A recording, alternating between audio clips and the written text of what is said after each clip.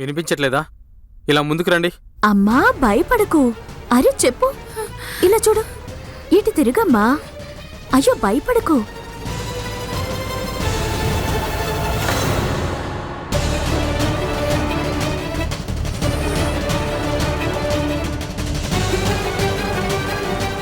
నువ్వా? నువ్వు ఇక్కడేం చేస్తున్నావు? నీకు ఈ అమ్మాయి ముందే తెలుసా? అవినాష్, అయినా నీకు అమ్మాయి ఎలా తెలుసు? I'm sorry. నేను మీ అందరి దగ్గర ఒక పెద్ద విషయాన్ని దాచిపెట్టాను.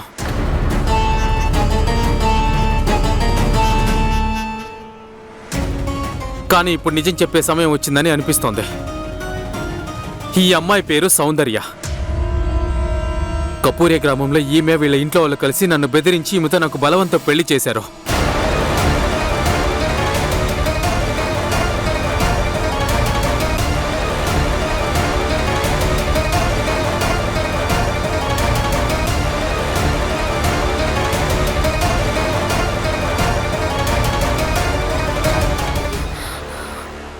నేను ఒప్పుకోవాల్సి వచ్చింది.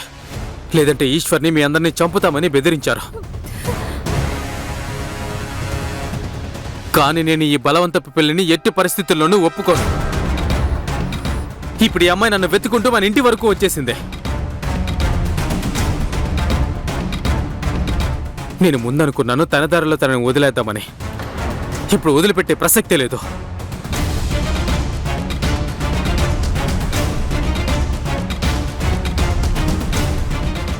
లేదు లేదు, అది నేను. చాలు, చాలా ఎక్కువ చేసావు. ముందు నువ్వు జైలుకి వెళ్తావు, ఆ తర్వాత నీ రౌడీ ఆకుతాయిలు నీ కుటుంబం అంతా. వద్దు వద్దు డాక్టర్ బాబు, వద్దు వద్దు డాక్టర్ బాబు, వద్దు డాక్టర్ బాబు.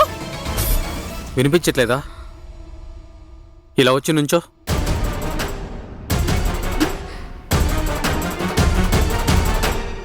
ఏంటమ్మా ఏమైంది? మాట్లాడు.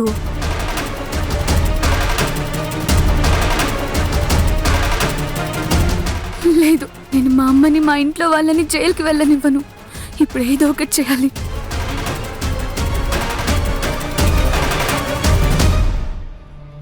ఇప్పుడు ఈ కొత్త నాటకం ఏంటి? కొంగెందుకు వేసుకున్నావు? అది ఈరోజు నాగపంచమి కదా, అయితే అందుకే నేను దేవుణ్ణి మొక్కుకున్నాను. నేను నా మోహాన్ని కేవలం నా భర్తకు మాత్రమే చూపిస్తానని. నేను వేరే పరాయి మగాళ్ళ ముందుకొచ్చి నా మోహాన్ని చూపించను. ఈ గొంతు ఎక్కడో విన్నానే. నీ పేరేంటో చెప్పు.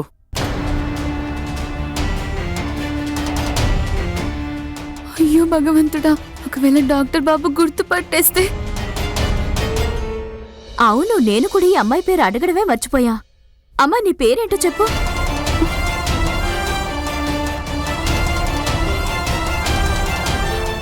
నా పేరు జమున. ఎంత మంచి పేరో కదా. ఈ అమ్మాయిని పనిలో పెట్టుకుందాం.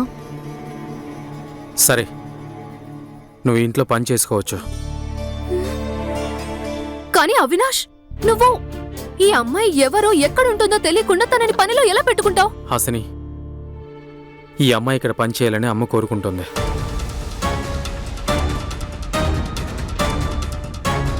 ఈమె నాగదేవతను శాంతింపజేసింది. అయ్యో, ఈ రోజులో మనం ఎవరిని నమ్మడానికి లేదు. ఏమో, ఎవరికి తెలుసు, ఈమెలోనే నాగిని ఉందేమో. ఇందాక మీరే చూశారు కదా తను ఎలా చేత్తో పావును పట్టుకుందో. ఈ అమ్మాయి ఇంట్లో ఉండడానికి వీలేదు, అంతే. అయ్యో, మీరు వాదించుకోకండి. నేను వేరే ఏదైనా పని చూసుకుంటాను. ఇంక నేను వెళ్ళొస్తాను. ఆగో.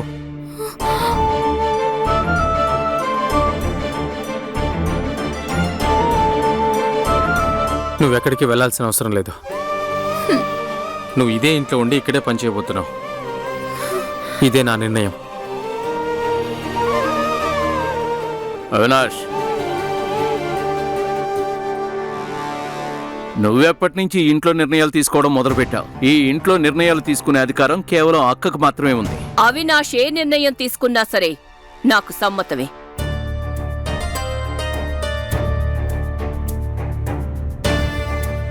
అదే నన్ను క్షమించండి. మిమ్మల్ని అడగకుండా నిర్ణయం తీసుకున్నాను.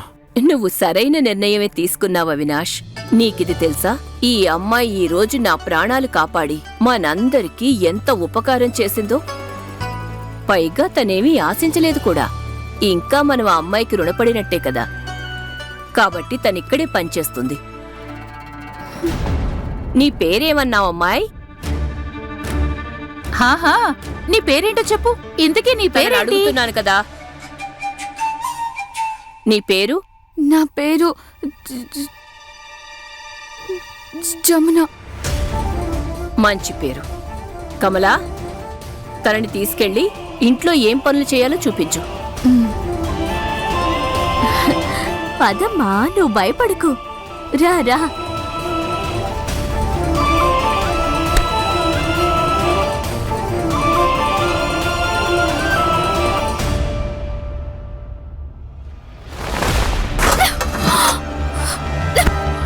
హాసిని, అసలు నువ్వేం చేస్తున్నావు?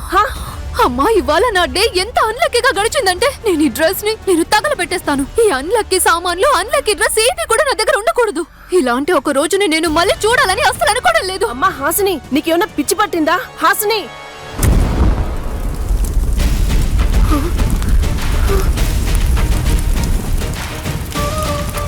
హాసిని, ఏం చేస్తున్నావు తెలుస్తుందా?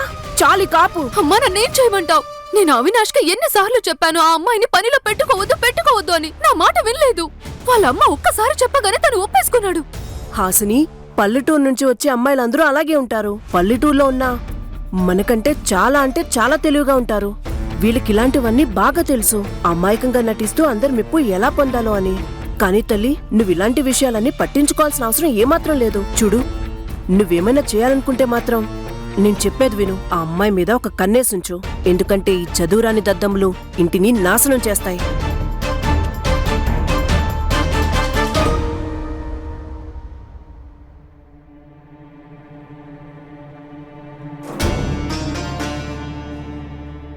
ఎక్కడి నుంచైతే దూరంగా పారిపోవాలనుకున్నానో అక్కడికే వచ్చి పట్టాను. ఒకవేళ డాక్టర్ బాబుకి తెలిస్తే ఆయన ఏం చేస్తారో నాకు అసలేం అర్థం కావట్లేదు. నేను ఒక పని చేస్తాను.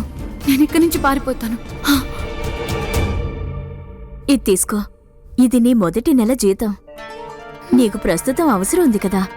వద్దు, మీ దగ్గరే ఉండనివ్వండి. నేనిక్కడ పని చేయగలనో లేదో తెలియట్లేదు. నేనిక్కడ పని చేయడం మీ ఇంట్లో వాళ్ళకి అస్సలు ఇష్టం లేదు. నువ్వంత ఆలోచించుకు. జానకి వదిన చెప్పారు కదా, నువ్వు ఇక్కడే పని చేయొచ్చని.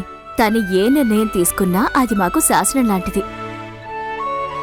సరే, ఇది తీసుకో. నీకిప్పుడు దీని అవసరం ఉంది కాబట్టే నేనిచ్చాను. నువ్వు కూడా నాలానే ఆ శివుడు భక్తురాలివి కదా. ఒకవేళ ఆయనే నిన్నిక్కడికి పంపించారంటే దాని వెనక ఏదో ఒక కారణం ఉండే ఉంటుంది కదా.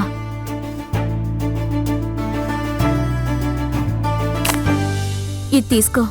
ఇంకా విను, పూజ అయిన తర్వాత ఎవ్వరూ ఏం తినలేదు. నువ్వు వెంటనే వెళ్ళి మంచి కేసరి బాత్ చెయ్యి. మా అవినాష్కి అది చాలా ఇష్టం. త్వరగా వెళ్ళి సిద్ధం చెయ్యి.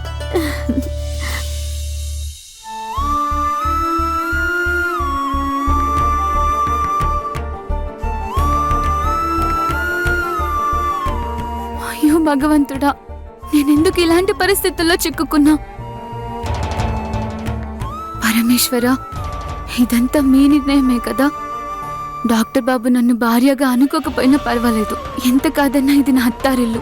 డాక్టర్ బాబు ఉండే ఈ చోటుని, ఇంట్లో వాళ్ళని నేను ఒక కోడల్లా చూసుకుంటా. నేను ఆయనకి కనిపించకుండానే నా బాధ్యతలని నిర్వర్తిస్తాను.